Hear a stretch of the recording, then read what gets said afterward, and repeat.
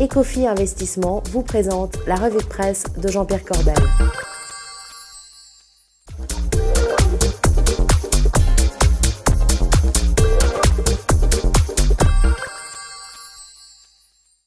Bonjour, c'est mardi et c'est la revue de presse du Club Patrimoine en compagnie, comme toujours, de Jean-Pierre Corbel. Jean-Pierre, bonjour. Vous êtes avec nous là ou pas? Ah pardon, Bogdan. Oui. Alors qu'est-ce qui se passe? Qu'est-ce que vous faites là encore? Ah ben non, ça n'est pas un déguisement cette fois-ci, Bogdan.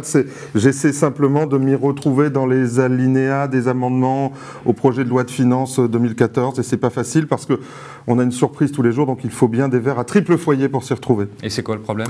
Eh bien, j'en ai trouvé un, figurez-vous, un amendement qui a été voté la semaine dernière à l'unanimité en commission des finances, pas mal quand même. L'unanimité, c'est tout le monde. C'est tout le monde. Ah, et regardez le site tout sur l'immobilier.com. Les députés veulent arrêter le calcul des abattements pour durée de détention sur les prélèvements sociaux après 22 ans. Vous n'y comprenez rien? Non, toujours pas. Moi non plus d'ailleurs. Enfin si, en clair, ça veut dire qu'il n'y aura plus d'exonération totale d'impôt sur les plus-values immobilières après 22 ans. On gardera les prélèvements sociaux, mais seulement sur 72% de leur montant. C'est à peu près illisible sans verre à triple foyer, Bogdan. Et c'est une nouvelle usine à gaz. C'est réel, c'est ça le problème. Donc après l'assurance vie, c'est l'immobilier qui est touché par les prélèvements sociaux. Il faut le savoir. Effectivement, et nous avions été dans les premiers la semaine dernière à vous annoncer qu'il y aurait rétroactivité des prélèvements sociaux sur l'assurance vie, le PEA, le PEL et même l'épargne salariale.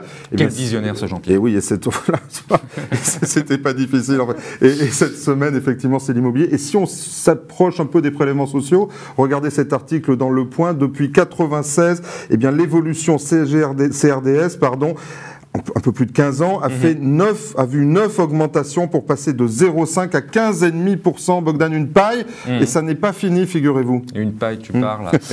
Impressionnant le buzz quand même. Ben oui, alors, puisque vous me parlez de buzz, figurez-vous qu'il y en a eu un incroyable la semaine dernière, et c'est une idée magnifique de Madame Lagarde et du FMI. Je ne la félicite pas. Je vous jure, le standard de mon bureau a failli sauter, tous les clients m'appelaient. C'est un petit standard, c'est pas possible. Oui, c'est vrai, mais ça a failli sauter, et tous mes clients m'appelaient en me demandant si c'était possible. Écoutez Marc Fiorentino sur le sujet.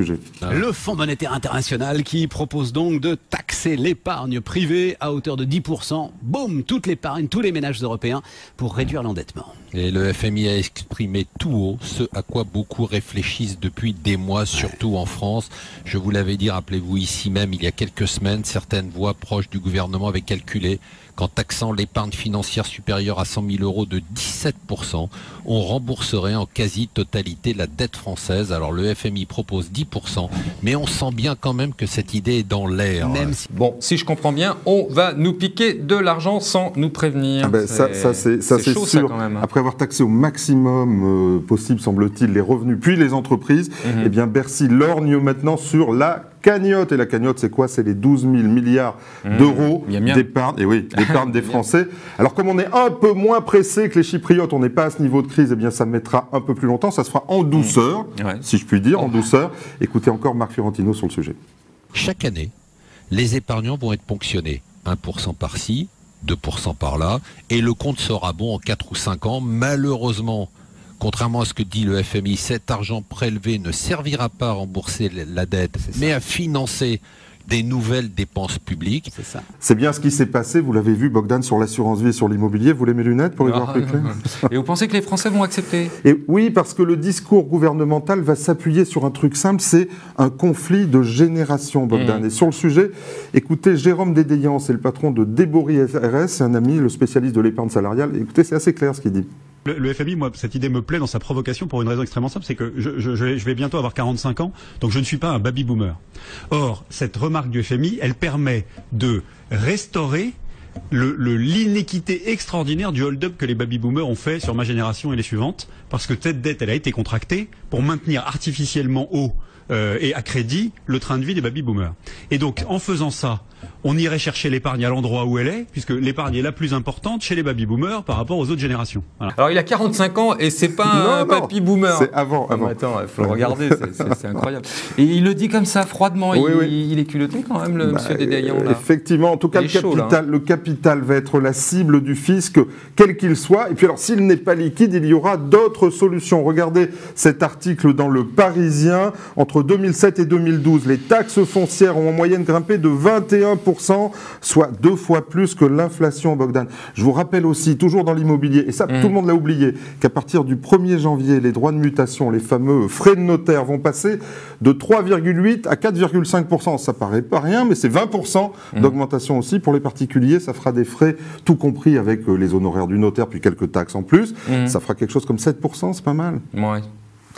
Bon, chaud cacao quand même. Allez, on passe au top et flop. Alors, top. On a quand même un top cette semaine et malgré moi, enfin malgré ce que je peux dire jusque-là, sur les marchés qui sont optimistes malgré les risques macro, je crois qu'on va avoir de bons résultats, disent les analyses de société. Le CAC à 4200 points. Et alors sur le sujet, regardez un article spécial placement dans l'Express qui classe les fonds PEA et parmi les 8 fonds les plus performants, classés par le magazine, 6 sont souscrits uniquement chez les conseillers indépendants. Alors regardez bien. En ligne, Hamilton, Financecom, Primonial, Montpensier, Actis ou encore Mandarine. Ça, c'est un vrai top quand même. On les connaît tous. Ben c'est oui, bien. Ils viennent régulièrement chez nous. Exactement. Petit flop. C'est une mauvaise humeur de ma part. J'ai écouté sur BFM Gérard Ramex, le président de l'AMF. Oui, c'est le patron de la police. Exactement, qui était invité par Edwige Chevrillon. Et il parlait des CIF, et CIF qui se veut une profession mature, qui est effectivement une profession réglementée, contrôlée par l'AMF. Et vous verrez, écoutez-le, il n'y a pas beaucoup ni de proximité, ni d'enthousiasme sur le sujet. On aurait aimé plus, regardez. C'est pas un sujet facile pour nous, hein, les conseillers en investissement financier, non pas tellement dans la technique, mais c'est surtout dans les moyens. C'est-à-dire qu'ils sont à peu près 4000 sur tout le territoire, avec des activités assez diversifiées. Et on est en train de chercher notre modèle de contrôle réellement. Ah oui, c'est clair, il n'est pas rigolo sur la question. Et en plus, il faut vraiment regarder l'interview jusqu'au bout, parce que c'est de pire en pire après quand on avance. Allez, un petit mot pour rire.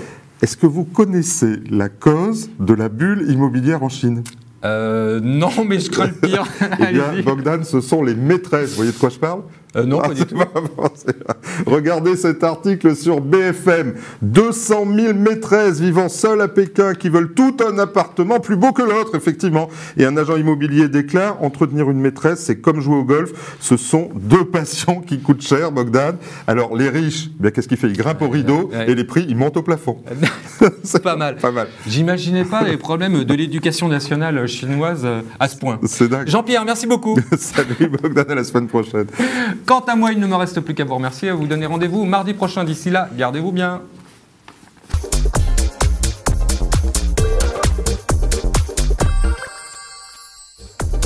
Ce programme vous a été présenté par Ecofi Investissement.